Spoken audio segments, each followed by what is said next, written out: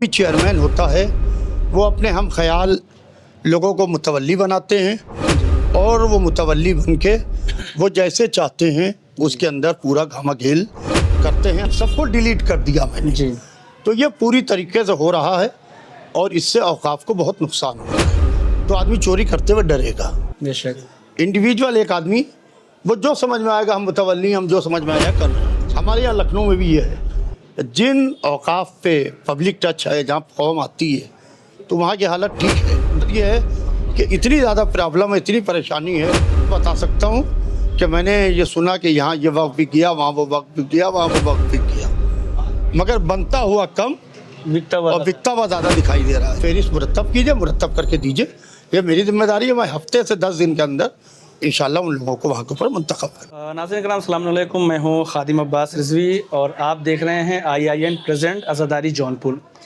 नाज़रीन आज हमारे साथ बड़ी ही मारूफ शख्सियत मौलाना मिर्ज़ा यासूब अब्बास साहब मौजूद हैं जो शिया पर्सनल लॉ बोर्ड के सेक्रेटरी भी हैं और इस शिया पर्सनल लॉ बोर्ड को बहुत ही अच्छी तरीके से गवर्न कर रहे हैं और उनकी जो पूरी टीम है उसको बहुत अच्छी तरीके से कई काम कर रही है, जैसा कि मुझे मालूम पड़ा।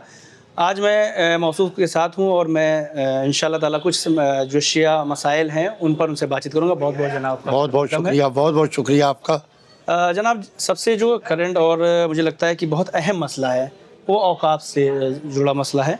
हमारे यहाँ शिया औकाफ हैं और ज़ाहिर है कि हर शहर में कुछ ना कुछ मसाइल हैं, चाहे वो लखनऊ की बात कर लीजिए, चाहे वो जौनपुर की बात कर लीजिए, चाहे बनारस की जिस भी शहर का नाम या ज़िले का नाम लीजिए, सब में कुछ ना कुछ कहीं ना कहीं कब्ज़ा हो रहा है। तो कहीं कोई अपना ही कब्ज़ा किए हुए बैठा हुआ है, कहीं कोई दूसरा कब्ज़ा किए हुए है, कहीं मुतवल्ली पर एलिगेशन लग रहा है, तो कहीं कुछ।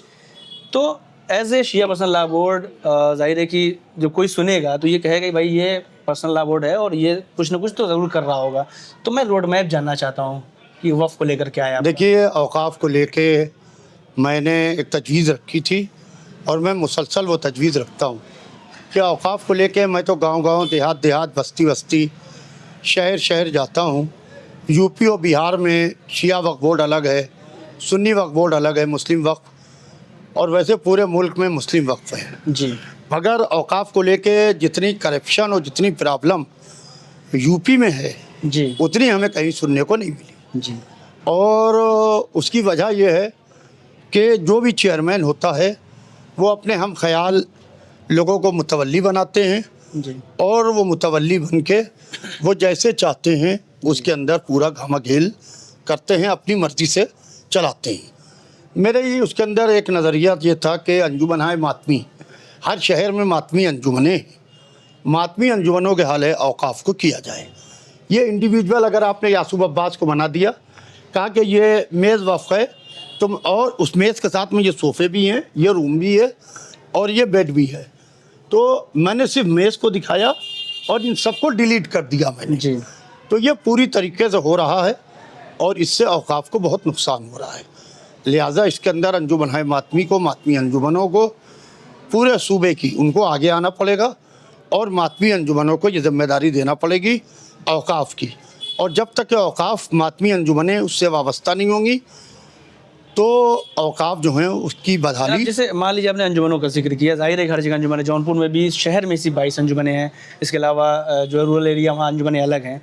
ज़ाहिर है कि अगर अंजुमनें शामिल हो जाएँ तो एक कुछ ना कुछ काम तो हो सकता है, लेकिन अंजुमनों को शामिल कौन करेगा, किसकी जो है वो लीड में अपना कोई ना कोई लीडर तो चाहिए उस चीज़ के लिए, किसी न किसी को तो ये बताना पड़ेगा कि आपकी जिम्मेदारी है। ज़ाहिर है कि शरई जिम्मेदारी सबकी है, लेकिन फिर कुछ ना कुछ किसी न किसी के झंडे तले तो काम करना पड़ेगा। देखिए, वक्फ बोर्ड को उत्तर प्रदेश सरकार से गवर्न होता है और वक्फ के चेयरमैन जो हैं वो मुतवल्ली वगैरह नामित करते हैं। जी बिल्कुल। और तो उनको ये चाहिए है कि कम से कम जो इलाके के अज़ाखाने इमाम बाले हैं वहाँ पर देखें कि कौन सी अंजुमन फ़ाल है, कौन सी अंजुमन एक्टिव है, वो काम कर रही है, तो उसको वहाँ की जिम्मेदारी दें तो वो दगाएँ बिकने से बच जाएंगी। कुछ मैं चोर हूँ, मैं गलत आदमी हूँ, मेरे साथ में 20 आदमी हैं तो आदमी चोरी करते हुए डरेगा। बेशक।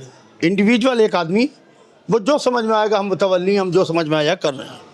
और इसके अलावा जो अपने प्रोग्राम घरों में करते हैं लोग, वो घरों में ना करके वो अज़ाखानों में, करबलाओं में, दरगाहों में करें।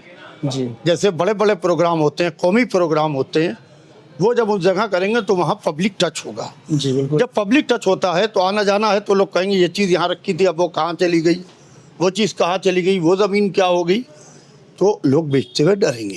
ہمارے یہاں لکھنؤ میں بھی یہ ہے, جن اوقاف پہ پبلک ٹچ ہے, جہاں قوم آتی ہے تو وہاں کی حالت ٹھیک ہے, جی مگر جہاں پبلک ٹچ نہیں ہے وہاں کو پوری طریقے سے جی تباہی و بربادی ہے, اور وہاں پوری طریقے سے اوقاف بک رہے ہیں جی. اور اس کو کوئی بچانے والا نہیں ہے. جیسے ابھی حال ہی میں یہ ہوا کہ اوقاف کو بچانا ہے تو گورنمنٹ کی طرف سے بھی ایک آرڈیننس آیا کہ اس چیز کو کریے کہ آپ پوری جتنے اوقاف ہیں اس کو آپ آن لائن کریے, لیکن اس میں بھی بہت زحمتیں ہو رہی ہیں, آن لائن لوگوں کا نہیں ہو پا رہا, کوئی مدد نہیں مل رہی ہے.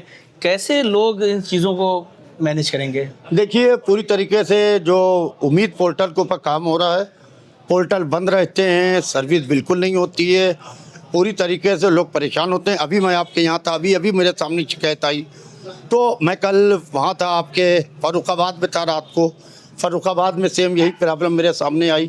میں کل دن میں قنوج میں تھا, سورک میں لوگ مجھ سے یہی پرابلم کر رہے تھے, شکایت کر رہے تھے.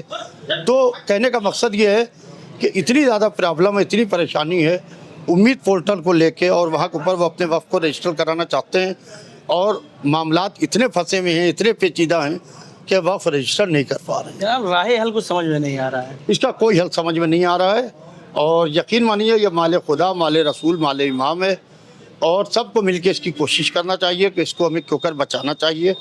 اس لیے کہ جب سے میں نے ہوش سنبھالا ہے میں یہ بتا سکتا ہوں کہ میں نے یہ سنا کہ یہاں یہ وقت بھی کیا, وہاں وہ وقت بھی کیا, وہاں وہ وقت بھی کیا, مگر بنتا ہوا کم اور بکتا ہوا زیادہ دکھائی دے رہا ہے. جو پہلے ہمارے بزرگ بنوا کے چلے گئے, آج اس کو پینٹ کرانے کی حیثیت نہیں ہے کہ اس کو پینٹ کرائیں, اس کا رکھ رکھاؤ کر سکیں. جناب شیعہ پرسن لاہور سے ریلیٹڈ ایک سوال اور میں کرنا چاہوں گا, یہ آخری سوال بھی ہوگا میرا. جونپور لکھنؤ میں آپ نے ایک بڑا آپ پروگرام ہر سال تقریباً کرتے ہیں, سالانہ پروگرام. جونپور کی نمائندگی کے طور پر میں چاہتا ہوں کہ جونپور شہر بھی ہندوستان میں یہ کہا جاتا ہے حیدرآباد لکھنؤ کے بعد سب سے زیادہ آبادی والا شہر ہے, اور عزاداری کے نام سے شہر اعظم بھی کے نام سے مشہور بھی ہے, تو جونپور کی نمائندگی نہیں نظر آتی اس میں. دیکھیے میں نے جونپور میں سب کو دعوت نامے دیے, اور میں ہمیشہ دعوت نامہ دیتا ہوں.